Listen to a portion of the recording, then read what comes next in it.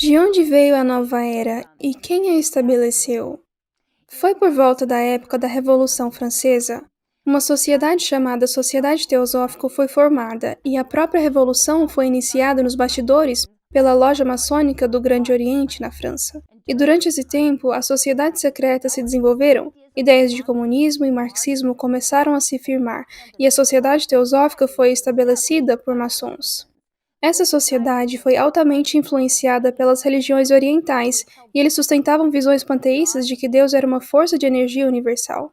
Albert Pike, um famoso líder da maçonaria, escreveu um livro chamado Moral e Dogma, e afirma que todos nós temos o bem e o mal em nós, e que só precisa ser aperfeiçoado, até o ponto de nos tornarmos um Deus. Ele afirma que essa ideia de alcançar um conhecimento superior não existe entre os homens e que apenas os níveis mais elevados de maçons terão uma compreensão clara da verdade que ensinam. A teosofia afirma claramente que Lúcifer é o deus da luz e Jesus é o deus das trevas. E essas ideias são claramente vistas na sociedade teosófica, que foi altamente influenciada pelos ensinamentos maçônicos. Uma das fundadoras da Sociedade Teosófica foi uma senhora chamada Helena Blavatsky. Ela era maçom honorária, era ocultista e admite claramente consultar espíritos. Todos os seus ensinamentos vêm de seus escritos. Ela mistura conceitos de religiões orientais, filosofia europeia e ocultismo. A sociedade sediada na Índia por um tempo mantém visões panteístas de que Deus é uma energia universal e a ideia de que você mesmo pode se tornar um Deus quando essa energia é aperfeiçoada em você. A sociedade teosófica é uma mistura de maçonaria, ensinamentos religiosos esotéricos e orientais. Então, amigos, podemos ver a teoria da nova era nisso, mas como o movimento da nova era realmente começou? Da teosofia veio uma líder na sociedade chamada Alice A. Bailey, e ela era maçom de grau 33. E como Blavatsky, ela também admite consultar espíritos e receber orientação deles. Ela ditou 24 livros do que esses espíritos lhe disseram, que se tornaram os ensinamentos fundamentais do movimento da nova era. Além disso, essa sociedade desenvolveu uma revista Nova Era que também circulou por um tempo, mas agora é circulada uma revista chamada Quest, que abrange todas as religiões e está impregnada de visões panteístas sobre Deus e conceitos Nova Era. Esse movimento é o iniciador e líder da cura e prática mística no mundo. É uma mistura de ocultismo, espiritismo e religiões orientais e ensina que você pode canalizar espíritos para receber cura.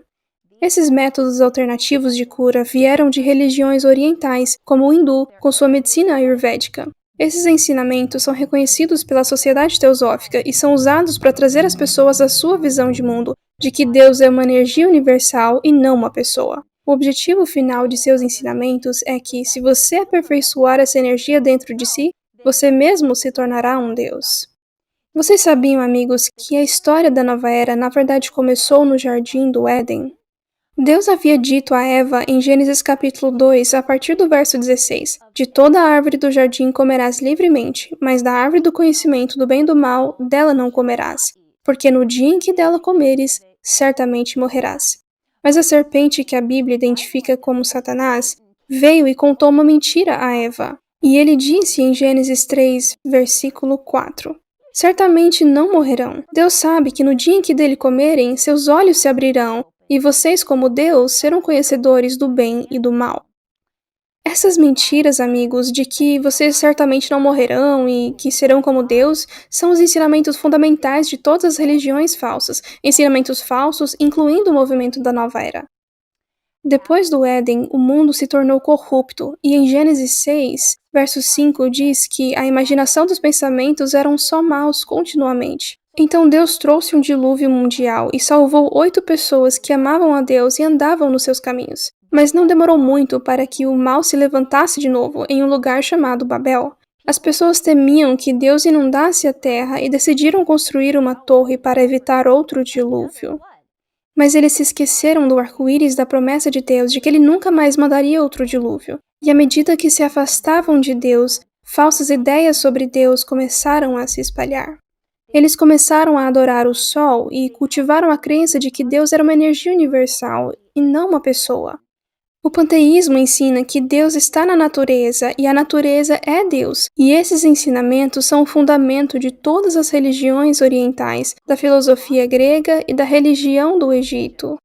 A ideia de que Deus é uma energia universal composta de yin e yang, ou bem e mal, e que esse poder energético está dentro de nós, é o centro dos ensinos do movimento Nova Era. Eles ensinam que essa energia só precisa ser aperfeiçoada em você, e então você mesmo será um Deus, alcançando o Nirvana ou a iluminação total. Então, amigos, isso soa familiar. Não é essa mentira que foi contada no Jardim do Éden, de que você será como Deus, conhecendo o bem e mal, e além disso, a nova era se funde com as religiões orientais como o budismo e hinduísmo e outras que ensinam reencarnação, que você nasce de novo em outro corpo. Então, em outras palavras, essa é a outra mentira contada no Jardim do Éden, de que você certamente não morrerá. A partir desses falsos ensinamentos, então vem a formação de práticas ocultas, misticismo e, por fim, a maçonaria, que trouxe destaque público para o movimento da nova era. Então, amigos, todos esses ensinamentos são absolutamente contra a Bíblia. Apocalipse 22, versículo 14 diz: Bem-aventurados são aqueles que guardam seus mandamentos, para que tenham direito à árvore da vida e possam entrar na cidade pelas portas. Mas, amigos, o que acontece com quem pratica o ocultismo? Apocalipse 21, versículo 8 diz: Mas quanto aos medrosos, aos incrédulos, abomináveis, homicidas e aos adúlteros, e aos feiticeiros, idólatras e todos os mentirosos, a sua parte será no lago ardente de fogo e enxofre, que é a segunda morte. A Bíblia proíbe de se envolver em feitiçaria ou ocultismo e ensina estritamente que essas pessoas não estarão no céu. 1 João 4, verso 1 nos dá um grande conselho. Diz: Amados, não creiais a todo o espírito, mas provai se os espíritos vêm de Deus, porque muitos falsos profetas têm saído pelo mundo. Amigos, devemos testar essas coisas que ouvimos e ver se elas se alinham com a Bíblia. Caso contrário, seremos enganados.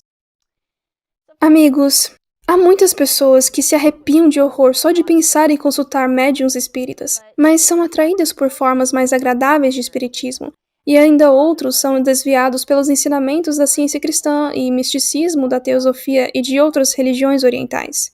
O movimento da nova era está cheio desses falsos métodos de cura.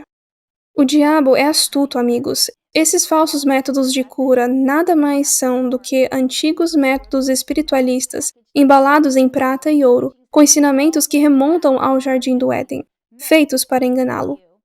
Eles são feitos para atraí-lo para o inimigo e afastá-lo do real curador, Jesus Cristo. Êxodo 15, verso 26 diz: Eu sou o Senhor que te sara. Portanto, amigos, se você deseja a verdadeira cura hoje, peça a Jesus. Ele cura hoje tanto quanto nos tempos bíblicos. Então Jesus diz que eu vim para que tenham vida e a tenham em abundância. Em Jeremias capítulo 29, verso 13 diz: Buscar-me-eis e me achareis quando me buscareis de todo o vosso coração.